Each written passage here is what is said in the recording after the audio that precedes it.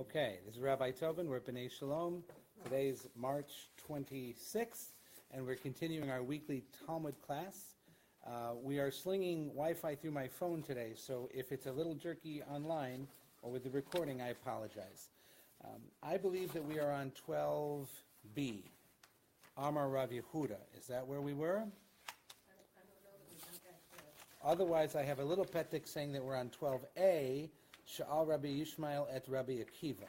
Yeah, I think that's, Is that where we are? yeah. Okay, so 12a at the bottom, Sha'al Rabbi Yishmael et Rabbi Akiva. So that should be in the last couple of lines. It's the third line from the bottom of the traditional page of 12a, the first Hebrew word Sha'al. Right. Okay? Got it. All right, so what we were just doing is we had, of course, studied the Mishnah that what is above and below and before and after you're not allowed to study. And the Gemara spent a fair amount of time bringing out what was created on the first day and looking at all the things in the first couple of sentences of the book of Breshit, Genesis, and saying since it said that the Spirit of God was hovering over the waters, there must have been a spirit that was created, there must have been a waters that was created. If there was darkness over the face of the tohu and the vohu, God must have also created darkness and created tohu and created vohu. And we spent some time trying to figure out what tohu and vohu are. Are they just chaos? And so we did a bunch of that kind of stuff. We're kind of still there. We're going to just pretty soon, hopefully today, we're going to get out of the physical creation and they're going to get towards the Merkavah, the chariot. Remember, you're not allowed to teach the Maaseh Breshit in the presence of three. You're not allowed to do the erva, the arayot, the forbidden sexual stuff, in the presence of two, and not the Merkavah in the presence of one. Or is it the other way around as far as the first two? In any event, we're headed towards number one. So we're dealing with the Breshit side. So what does Rabbi Yishmael say? Rabbi Yishmael asked Rabbi Akiva the following. Kisha hayu mehalchim b'derech. They were walking along the way.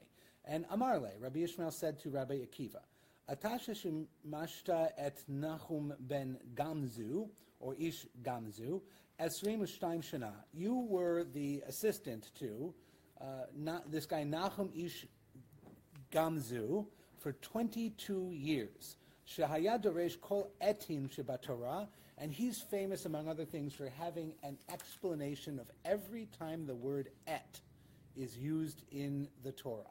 Now, if you know Hebrew, et is the most common word. It also doesn't have a translation, usually. When you say et, it's ani lokeach et hapelephone. I take the phone. If ani lokeach pelephone, I take a phone. But if I say et, it's et ha-pelephone. It's the. So whenever you have the word et with a verb, it's usually indicating grammatically that it is a transitive verb with a direct object. The word et indicates that there is going to be a definite direct object coming. It is the something, a specific something. That's just how Hebrew grammar works. Et indicates a definite direct object. Not for Nachum Ish Gamzu. This guy has an explanation of the word et every single place it appears in the Torah, which means every single sentence of the entire Torah where there is a definite direct object, he has something additional to say. Pretty good. So Rabbi Akiva studied with him for 22 years. Okay? And Rabbi Yishmael says to Rabbi Akiva, after 22 years of study with Nachum Ish Gamzu, tell me about the et in that God created et hashamayim, the et haaretz. So that's what he's saying. That's the setup. So the question goes: Shahaya doresh kol ha'etim shebatorah et hashamayim ve'et haaretz ma haya doresh bahem. What did he teach regarding those ets that he created the heaven and the earth? Amar le. So it doesn't say he created heaven and earth. He created the heaven and the earth. So why is there an et indicating the? Amar le. Rabbi Akiva said back, Ilun Amar Shemaim Va'aretz, if he had only said God created heaven and earth, not the heaven and the earth with an et, Hayite Omer, I would have wrongly said, Shemaim Shemo Shel HaKadosh Baruch Hu, that this word Shemayim is actually a name for God. Why? Vayevarach Elohim Shemayim ve'et ha'aretz. And God, heaven, created the earth. It would read differently, and I would think Shemayim is a name of God. Okay, so that's according to Akiva, that's what Nachum Ish Gamzu would have said. Achshav shenamar, now that it says et hashamayim ve'et ha'aretz, so now that it says et for the Shemayim, and I have a good reason for that, then I would say Shemayim mamash, aretz mamash. So now I would say, because it's et, it's the heaven and the earth, it means the actual heaven and the actual earth. Et comes to tell you it's not a metaphor, it's not a name. He's creating the ones that we actually know. Okay? 12b, top of the next page. So Rabbi Yishmael is going to ask a question. What do you think his question is going to be? Don't look. It's rabbinic sing-song. Why do you need et this for et that? And he says, well, if it wasn't et this, then I would have thought these other wrong things. So what's the next question? Now I know why you need the first et. So why do you need the second et? That's classic rabbinic interpretation. That's how we do these things. So that's going to be the question. Et ha'aretz lama li. Why do I need the et next to he created the earth? Okay? And lahakdim shemayim la'aretz. So according to Rabbi Akiva, it's to make the heavens before the earth. And remember, we were arguing last time between Beit Shammai and Beit Hillel, what did God create first, the heaven or the earth? And they said you build an attic without a foundation, or you build a footstool without a chair. And they were arguing about the priority of both. And the Gemara tried to solve that by saying they were both created at the same time, right?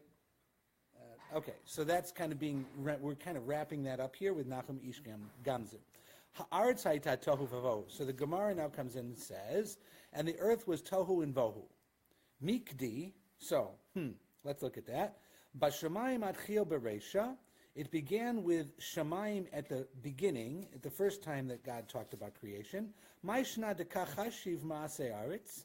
Why is it that the Torah gives the account of the earth before the heaven? So in other words, it says God created the heaven and the earth was tohu vavohu. Why didn't he say he created the heaven and the earth, and the heaven was blah, blah, blah? If heaven came first, why does he describe the earth first? Get it? Got it. That's the question. So that's going to produce some stuff. So what are we going to come up with? So the Gemara will now cite a Baraita to answer that question. So a Baraita is a Mishnah age teaching that's not in the Mishnah. Tana Devei Rabbi Yishmael. So we're really into the Rabbi Yishmael school of thought here. Rabbi Yishmael asked Akiva, there's a question, now we get a Baraita from the house of Rabbi Yishmael, and it goes like this. Mashal lamelech basar v'dam, which is a very common formulation in Talmud. We have a story or a proverb or a lesson to be learned from an actual, whatever, of a king of flesh and blood. Melech basar v'dam is a king of flesh and blood. As always opposed to Melech Malchei HaMalachim, the King of Kings who is in heaven. Right? So we're going to draw analogies between what does a normal human king do as opposed to what does the King of Kings do. Okay? What does the King of Kings do?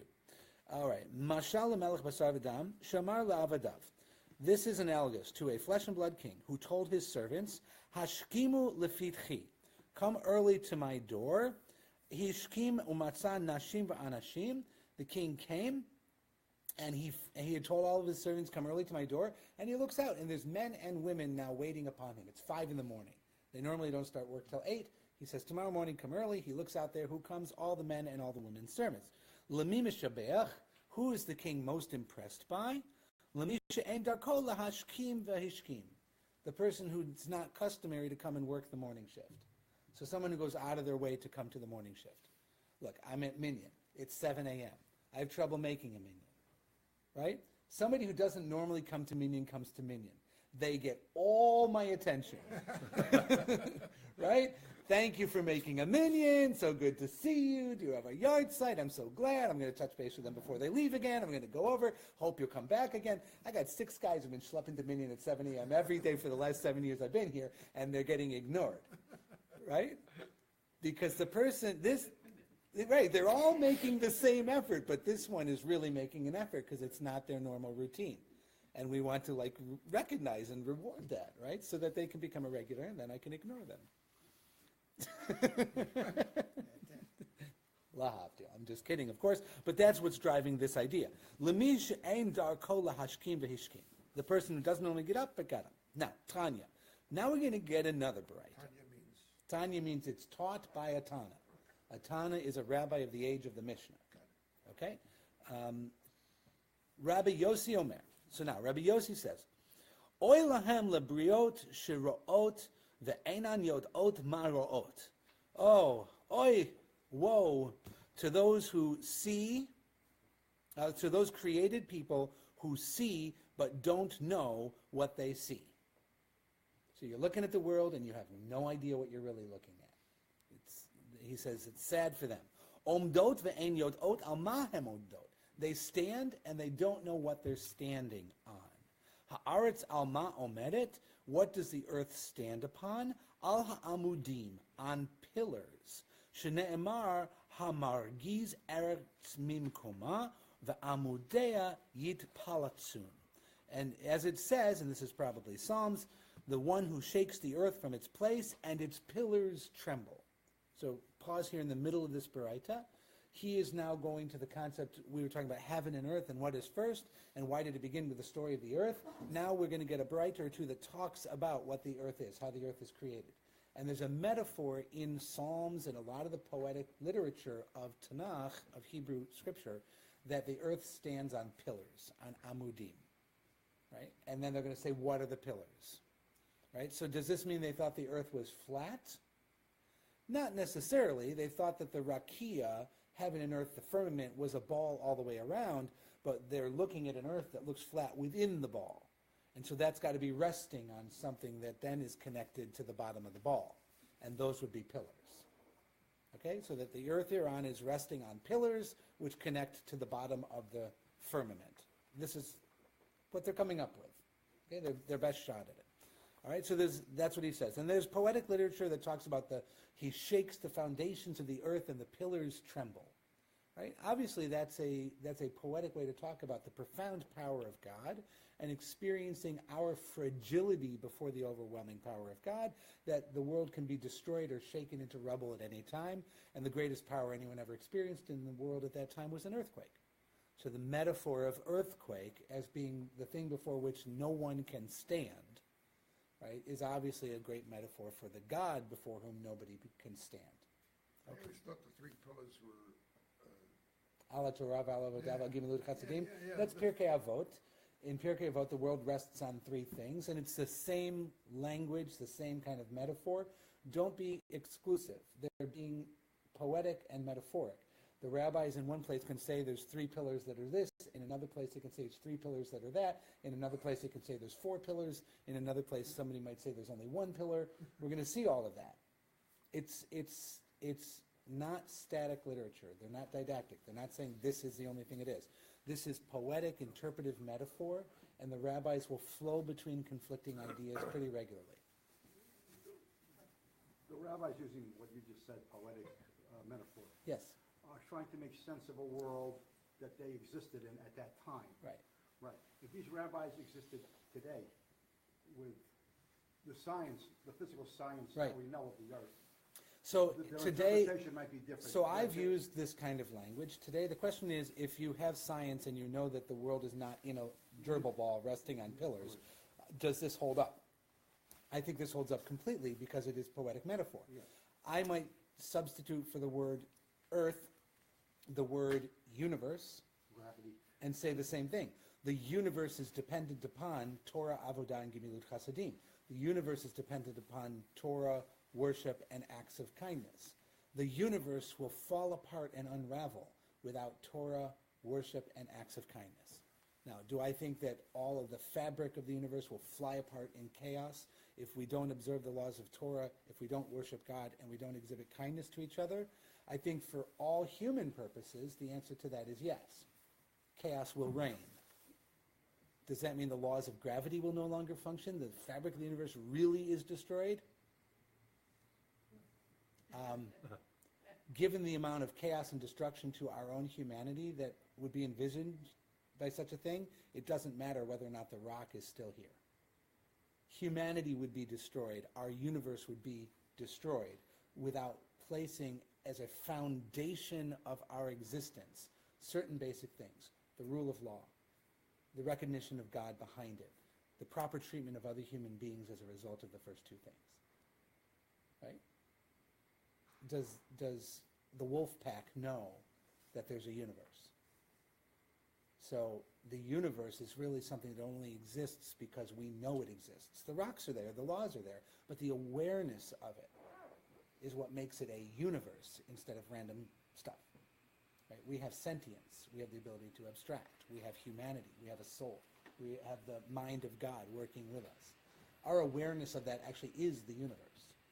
In other words, God would not exist if we did not think if we could not admit, without people to that. The reality of God would still exist if people blow themselves up, God forbid. But without anyone being aware of God, God's existence becomes irrelevant. To whom is that relevant? Right? So for all purposes, the universe, which means a unity of relationship, right? And a single articulation of one thing. There's no articulation of anything unless there's people who are aware of it. So that's what I would do. I have modern science. I change it from Earth to universe, and I think the core teaching is still eternal and true. Okay? All right, so we're in the middle of this Baraita. So the foundations of the earth and the pillars, that's a proof text. Amudim al hamayim, and now they're going to say, what are the pillars on? The pillars are actually on water. Shne'emar liroka ha'aretz al hamayim. Because it says God spread out the earth upon the waters. So there has to be waters down there. Now we know there's pillars down there, so the pillars must be on the waters. Okay? Remember, this is poetic metaphor.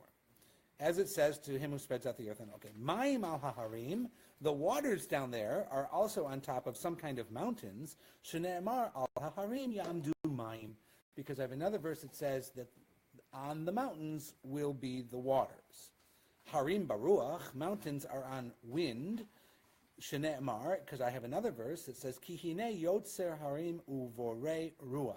Because behold, he forms the mountains and he creates wind.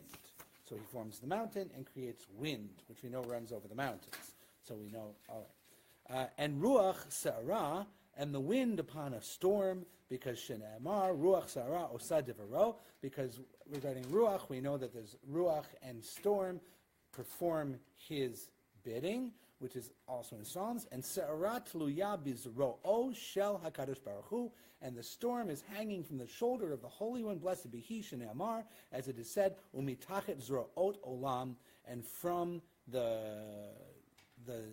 outstretched arms of the world, v'chachamim amrim, but the sages interpret that regarding the pillars, al shnayim asar amudim omedet, that the pillars are on top of there are 12 pillars, not 3 pillars, that the 12 pillars are because of the 12 tribes of Israel, shenemar, Yatsev gvulot amim lemispar b'nei Yisrael. It says he set the borders of the nations according to the numbers of the children of Israel.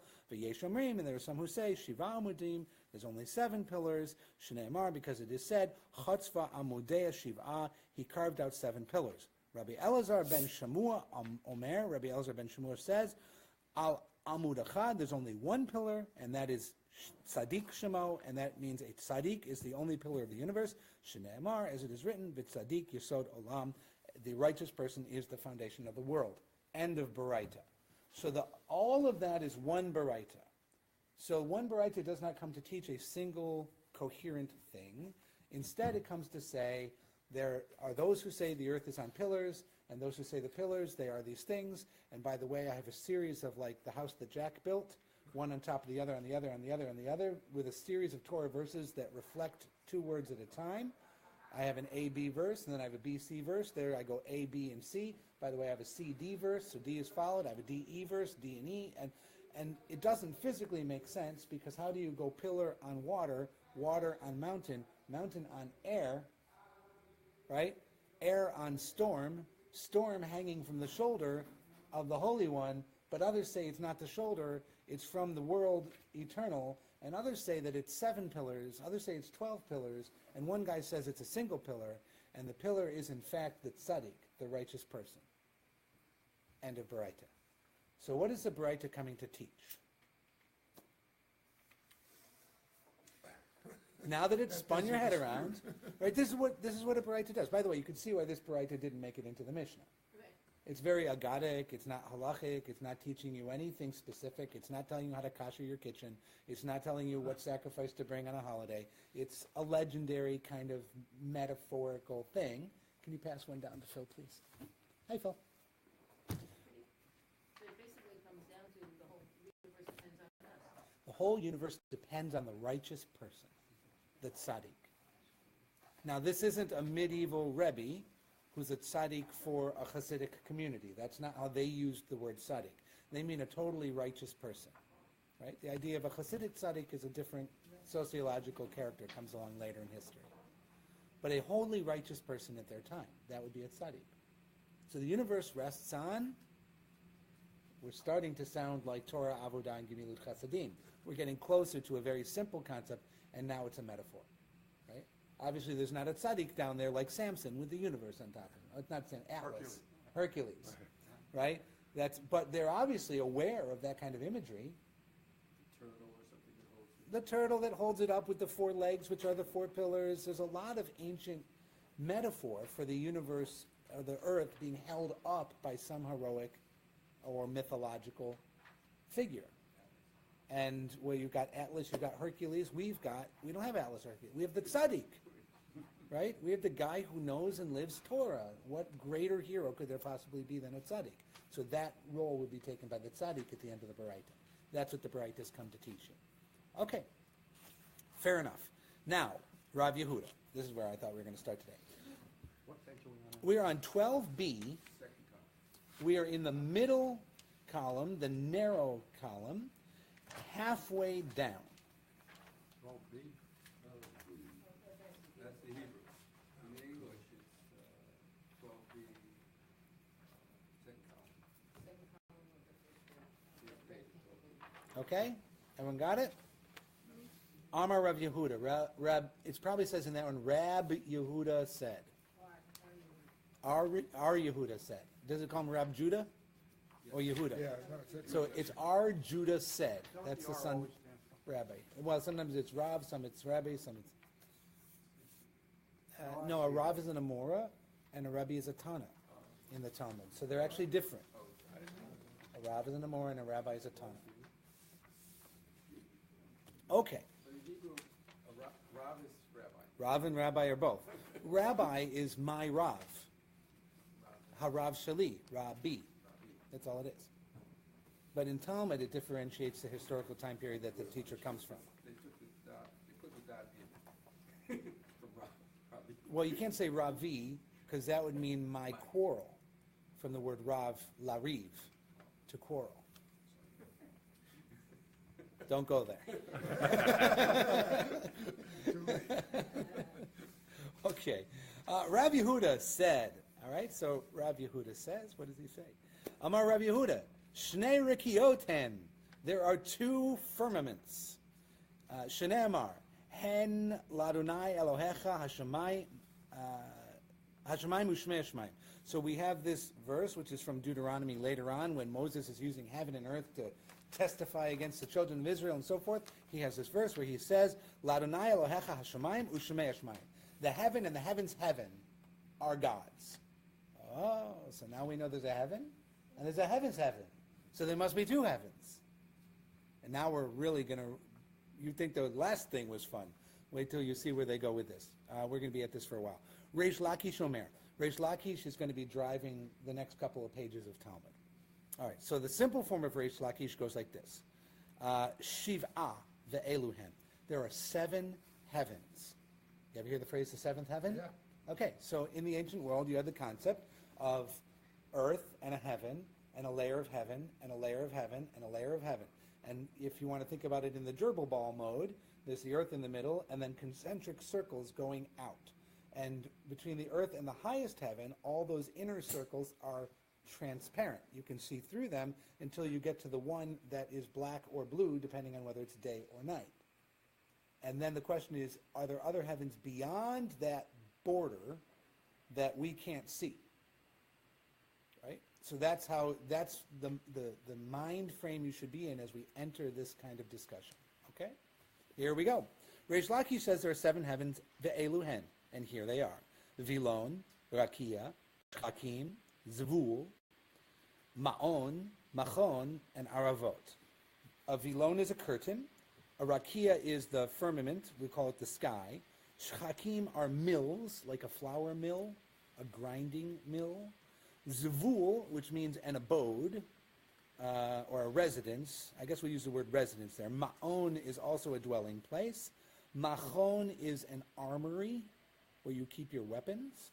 And Aravot means open plains. Plains, open spaces. Okay? So, Vilon, we're going to go through them one by one. Vilon, Eno Mishamesh Klum. The curtain, that first heaven, does nothing. It serves virtually no purpose. It certainly doesn't serve anybody else. By the way, they're going from bottom to top.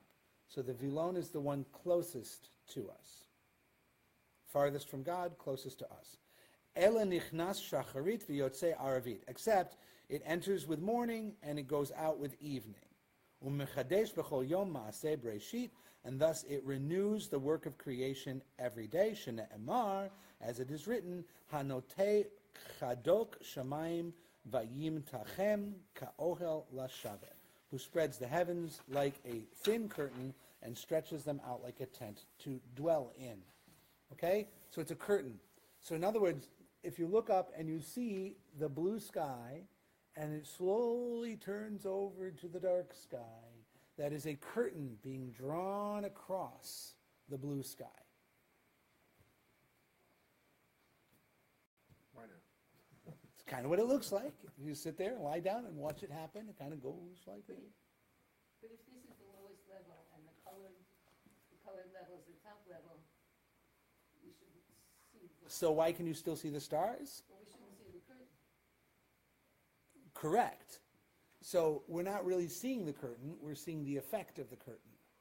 Maybe the curtain is invisible, but as the curtain moves, that's what happens. But then why call it a curtain, which means to block things out and make them invisible, not invisible, but incapable of being seen. I actually thought he was going to say Vayera Vayivoka. You would think, Yeah. but they already dealt with those verses and they didn't want to go back there. Besides, they've got a particular verse they're shooting at, which is going to keep us busy for about a half a page. Okay. Okay? So, that was that. Now we're going to do Rakia. Where's Rakia? I got to find my place. Rakia. Okay. Shebo chama ulevana chochavim mazalot kavuin. So, the next heaven going up is the Rakia. And the Rakia we translate usually as firmament. And this has in it the sun, the moon, the stars, the planets, the fixed stars. Okay? So if you look up, you see things that move. The sun moves, the moon moves. We know the moon is closer than the sun because every once in a while it passes in front of the sun and it never goes behind the sun. So they were aware of that. Then they have the planets, which are referred to as Kochavim. So I know that we say Kochav is a star, and we talk about Kochavim as stars, but in the rabbinic time period, under Rome and Greece and in the ancient world, stars are what you call planets. They're the things you look up, and they don't move in a fixed pattern. Every night they're in a slightly different place in the sky, and sometimes they're there and sometimes they're not. So in the ancient world, they said they were gods. When they're not there, they're off doing stuff. And when they're visible, they're doing stuff to us. Right? And behind them, in your line of sight, are fixed stars that always seem to be in the same pattern to each other. The concept of millions of years passing in our point of view, making those constellations look different, never occurred to them.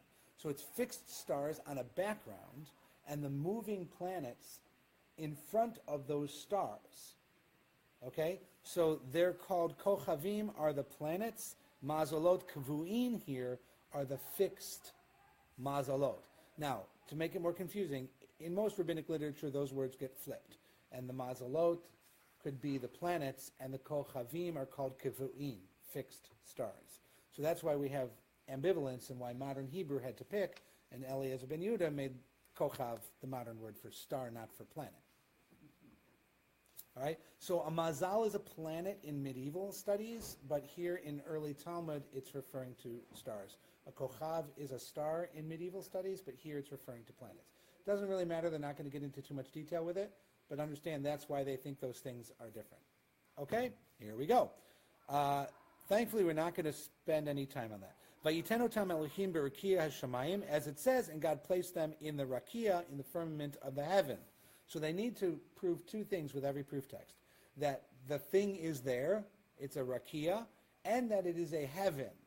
So the proof text has the word shamayim in it. So each of the seven heavens are being named, proving that they exist, and that they're called a shamayim, that they're called a heaven. That's how we know there's seven heavens. Next, shchakim, the mill. This seems weird. A grinding mill. So above the level of the stars, there's a level that's a grinding mill. Very strange. Why?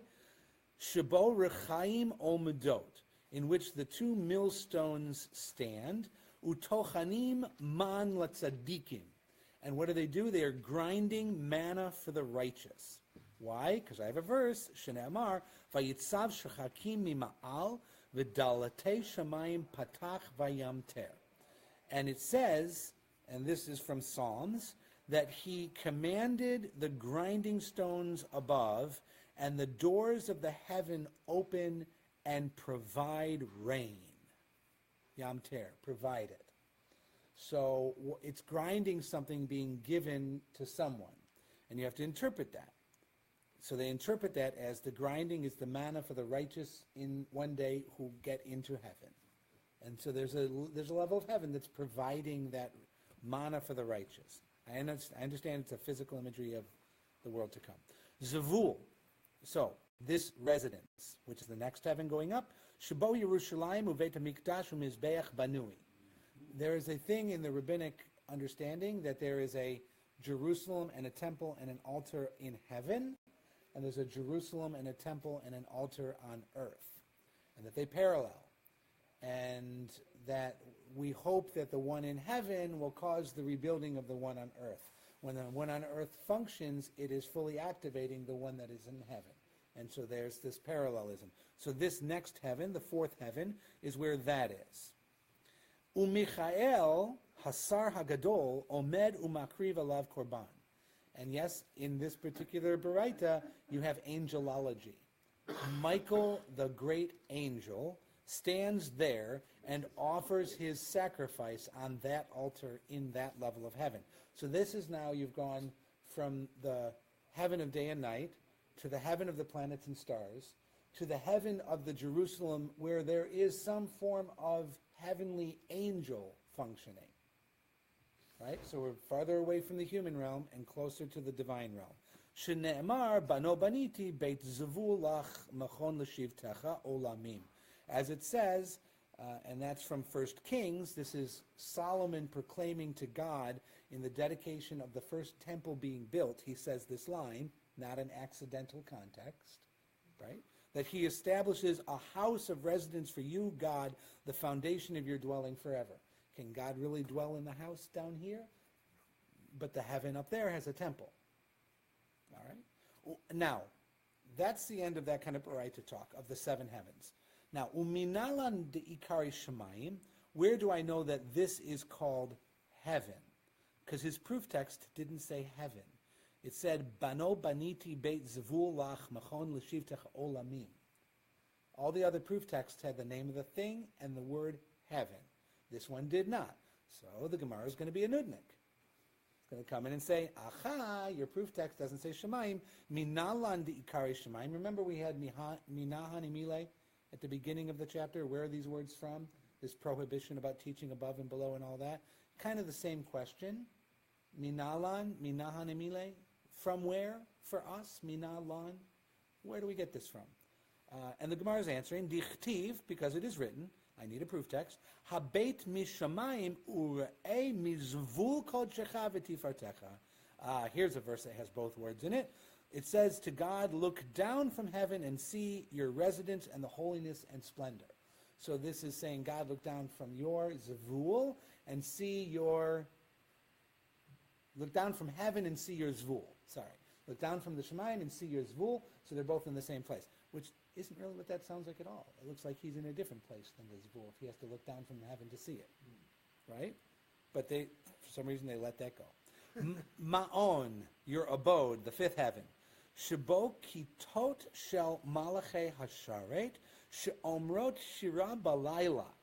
Now we're going to get into a real distraction. Okay, so the abode, how do we know that it is a heaven? Because in it there are groups of ministering angels that sing songs at night. V'chashot bayom, and they shut up during the day, mipnei kavodan shel Yisrael, in deference to the kavod, the honor of Israel, the Jewish people. Shene'amar, as it is written, Yomam Yitzaveh Adonai, during the day God commands chasto, his chesed, his mercy, uvalaylo shiro imi, and during the Laila, his song is with me. So they're saying that this is the angels talking, and they say during the day God commands his chesed, but at the night his song is with me. All right, so unpack this. We've got a proof text which is a little strange.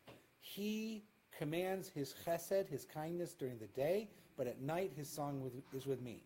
The rabbi of this teaching has put that in the voice of an angel, that heavenly angels are singing and saying, during the day he commands his chesed, but at night his song with me. That's being interpreted here as the angels are singing at night, but not during the day, because of the kavod of Israel. So God commanding chesed and the kavod of Israel is happening during the day. And the angels are desisting from their activity at that time to allow Israel to have the kavod. But at night, when everybody's sleeping, they sing their fool heads off. Right? So if they were singing during the day, it would be impolite to the kavod of Israel and God bestowing chesed upon them. Okay? Now, unfortunately for us, that verse becomes the topic of conversation now. Okay? Fortunately, unfortunately, but here we go. So remember, I said when we talk about Talmud, you have an outline in your head. There's a major topic, Roman numeral 1. Then you go to A, and you indent 1, 2, and 3. Unfortunately, we got down to like indent 1 or 2, and now we're going to get the little I, and on one of these little verses, we've got a whole bunch of stuff. And then it's going to drop it like a hot potato and go all the way back to the original topic. Okay, so just enjoy it. It won't last forever. And we've got some stuff. What brings it here, by the way, is it's all in the name of Reish Lakish, who is the one who brought the Baraita to begin with. In the lexicon of Rav and Rebbe, what's Resh? It's interesting. Reish Lakish, they argue about this. Did he have a formal title that makes him the head of something? Is Lakish a word like from loke, ish, a whipping person? What we know about Reish Lakish is he was a Roman soldier who converted to Judaism and became a rabbi. No kidding. Yes. So is this a carryover of a title he had before he became one of us? Was he the head of the punishment squad or the goon squad? Or because he's got a couple of times where he talks about having been violent and letting it go. He also tends to bring proof texts about days of peace when war is ended. That comes in his voice sometimes as well. So he's a very interesting character in the Talmud. And he has a peculiar name. He has peculiar origin. When you say Reish, do they mean the letter Reish? Is that what I don't think they mean the letter Reish. It's not Reish Lakish, standing for Rabbi Lakish. It's Reish from Rosh. But yeah, so he's the head of something. Or it's just his name. Mommy might have called him Reish. Right? Hard to say. Okay, interesting question. Thank you for that. Okay, so Reish Lakish says, Kol ha'osek b'Torah b'layla. So anybody who does engage in Torah at night, HaKadosh Baruch Hu moshech alav chut shel chesed bayom. The Kadosh Baruch Hu, the Holy One, blessed is God, lassos him, provides for him a rope, a chut, that of chesed, of mercy and kindness and love, that carries into the daytime. So if you study Torah at night, God will connect a lifeline of chesed to you that you can pull on during the day. It's a nice metaphor. Shneimar, and he's got a proof text. You can't just make that up. Yomam yitzaveh Adonai chasdo. During the day, God will command his chesed. Umahatam yomam yitzaveh Adonai chasdo. And what does he mean when he says during the day he will command his mercy, his chesed? It means mishum uvalayla shiro imi, and because in the night his song is with me. So how can God be commanding a chesed to you during the day? It's because of the second half of the verse, because at night his song was with me. Reish Lakish is not putting that as with me an angel, but with me the Torah study. I'm a person studying Torah at night, so God's song is the Torah. His shir is with me, his song is with me at night. I'm studying Torah at night, and for that person, God will command chesed during the day. You'll be rewarded during the day for your Torah study at night. Is this in some way reflecting back to that very original of the king, respecting those who get up early and normally don't? It does connect, the person who gets up early, right? You're staying up late or getting up early to the duty of the king or to study Torah, to do meritorious acts, yes. Yeah, that's all connected here. All right, so the Gemara presents a variant version now. Okay, Ve'ika da'amre. I told you we were going to get distracted. There are those who say, by the way, the language is Ve'ika da'amre is Aramaic. So when Aramaic is the language of the structure, when the connecting words or the logic words that are driving you from one thing to the next are Aramaic words, that is another sign of the Stam. The editor of the Talmud is at work. The editor of the Talmud writes in Aramaic. If the connecting words between two paragraphs are Hebrew, not always, there are no firm rules, but in general that might indicate that those two things were actually connected very, very early on. Maybe even by a Tanaitic tradition that's been carried forward into the Talmud. Okay? But the Ve'ika da'amre is clearly late Gemara meddling. And what's the meddling? The meddling is, I've got a bunch of Reish Lakish stuff about heaven and earth that I'd like to bring in here. Right? So I've got nowhere else to put it, and since we're talking about Reish Lakish, here we go. There are others who say, V'amar Reish Lakish, that the tradition of Reish Lakish actually goes like this.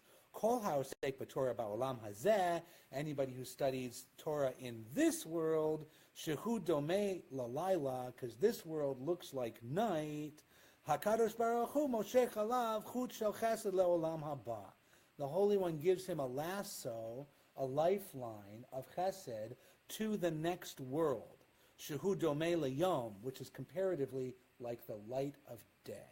Shneimar, and our proof text is Yomam yitzaveh Adonai chasto uvalayla shiro imi. Same verse, and they're going to interpret the verse as, and in the light God commands his chesed for a person because his song was with me in the night. So while you're in the dark world of our lives and you hold yourself with Torah, you will be given through God's love the light of the world to come. Classic rabbinic theology, you're going to see it in the Haggadah.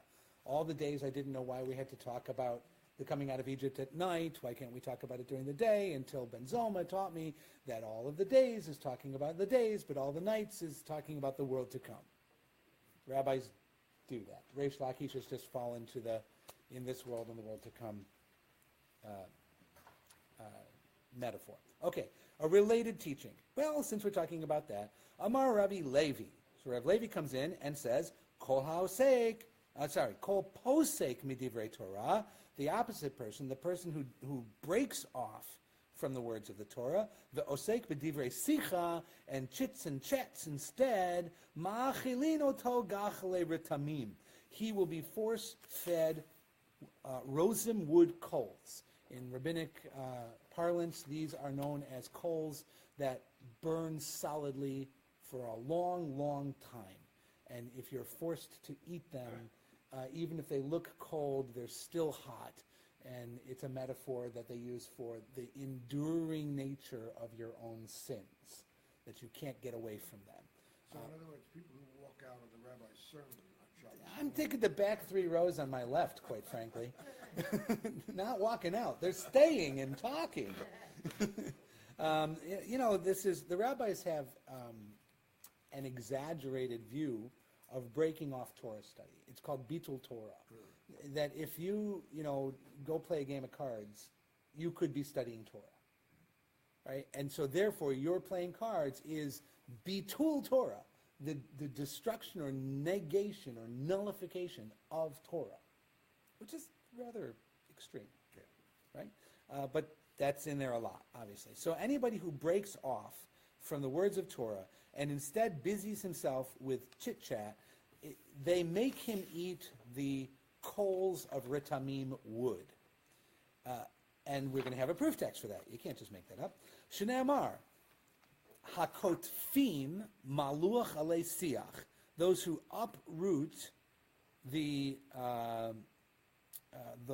tablet by way of chatter, alei siach, the shoresh ritamim lachmam, their bread will be the root of the ritamim wood, or coal. So it's kind of, they've got a proof text that says those who uproot things of Torah, they get food of coals. Uminalan de ikari shemayim. Okay, so now we're done with our distraction, which was based on this commanding chesed in nighttime, which came from the angels, which came from Reish Lakish, and we got distracted by Rabbi Lefi and people eating coals. That's now been put aside. And we're going to go back to the question of the abode, de ikari shemayim. How do we know that that is called heaven? Because we didn't have a proof text for it that said the name of the thing and the word heaven. Shnei Amar, hashkifa mima'om kodshecha mina shemayim. And it actually says that your ma'on of your holiness is from the heavens. And believe it or not, they just drop it right there. Which means the first minalan, this is the answer, and everything between that minalan and this minalan is an insertion by the stam, which was indicated by the Aramaic and the playing off of topics that aren't related. Now this is minalan being answered, and actually has a simple one-sentence answer. There's the proof text, move on. Okay? So now we're bumping back out on the outline, back to the major course of discussion. Machon, sixth heaven, the armory. Okay? Shabo otzrot shelig v'otzrot barad. What does God keep in his armory? Snow, hail. Right? Storehouses of snow and storehouses of hail. The aliyat klalim ra'im, and an attic full of destructive dew.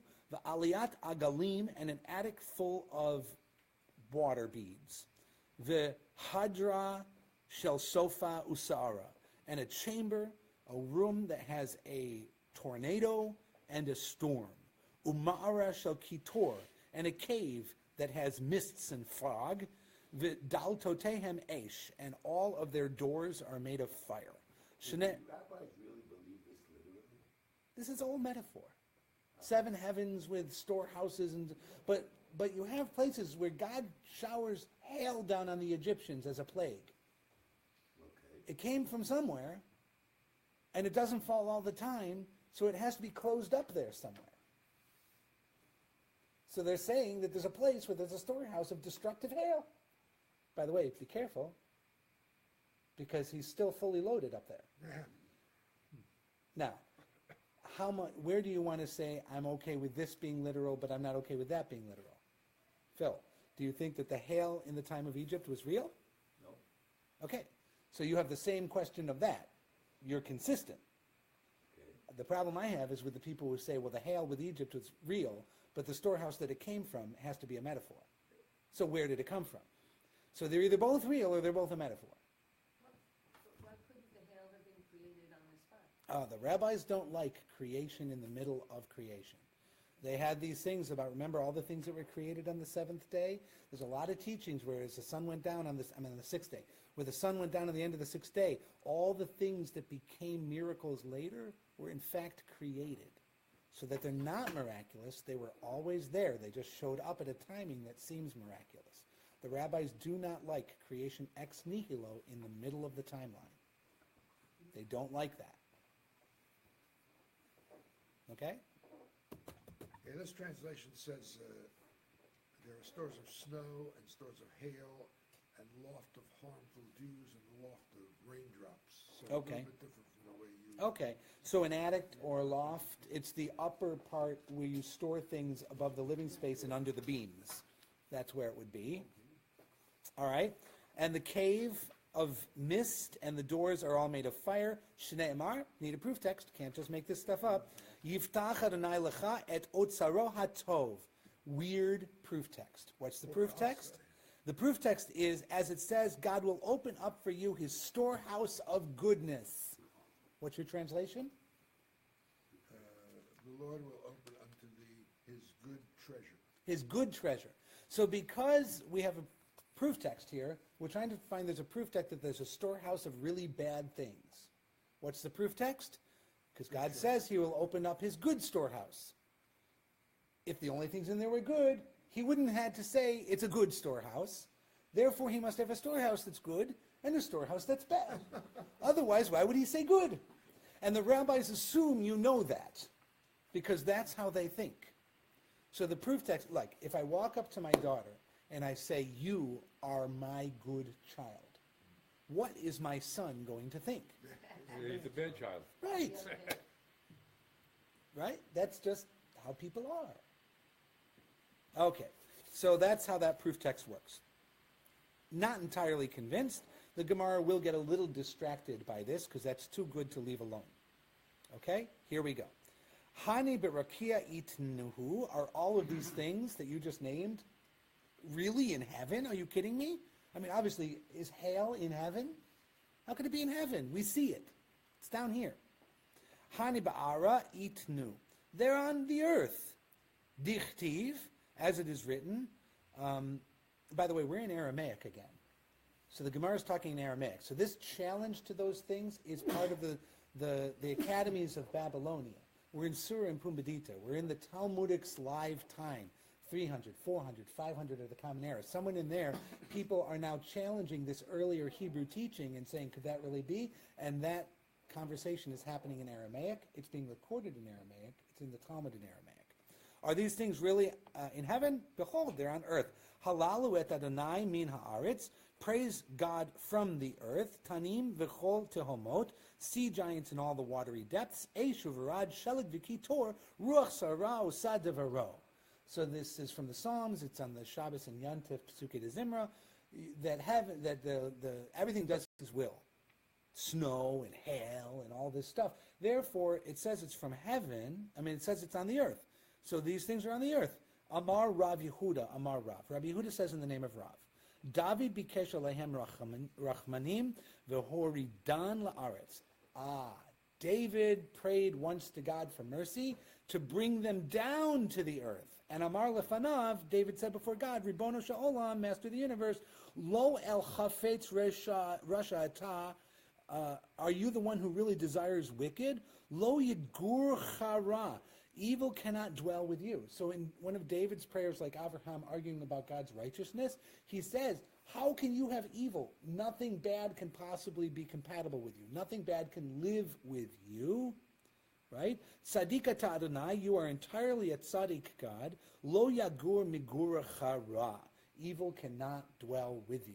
So the Gemara says, since we know that these things were created by God once, David says it can't live with you. This was David's prayer that these things should be brought out of heaven onto the earth, and that's the only reason why now they're on earth. But for our purposes, there's still a storehouse up there. That is a heaven. Uminalan di'ikari shemayim, and how do we know that that thing is in fact called a heaven? So we're back to our original pattern.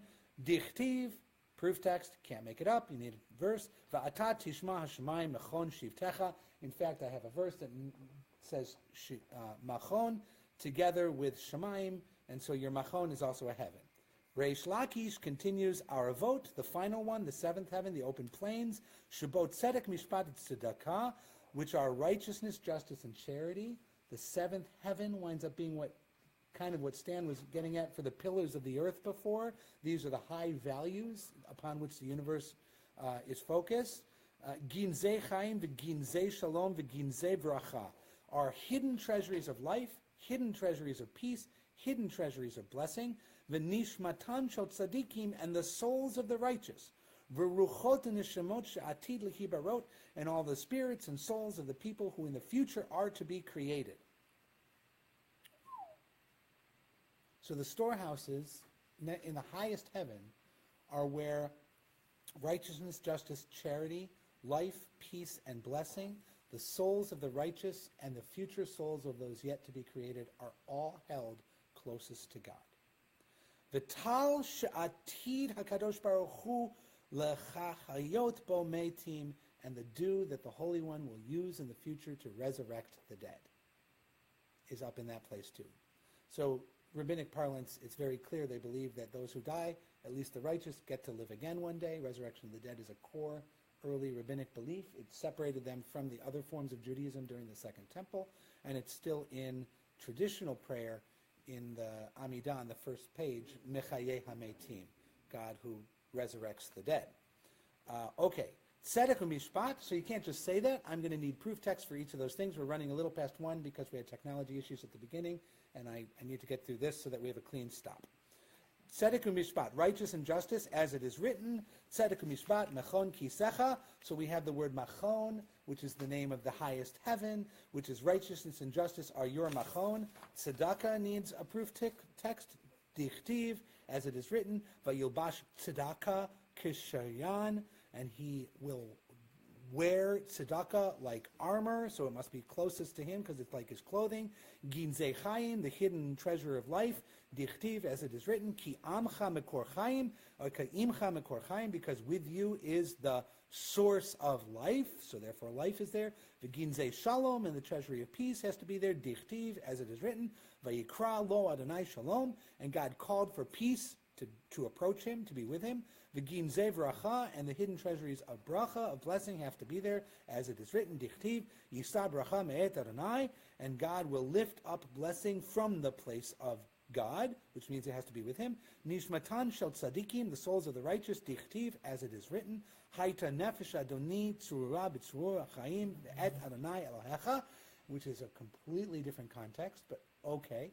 So we have a woman talking to David and asking for blessing on him before she makes a request, and she says, may the nefesh of my Lord, may the soul of my Lord be bound up in the bond of life with the Lord your God, meaning that the nefesh can be with God. Okay. By the way, we use that in the El Malei Rachamim prayer for people's souls today. May his soul be bound up in the bond of life for this exact same reason. The El Malei draws on this understanding of the nefesh being bound up with God.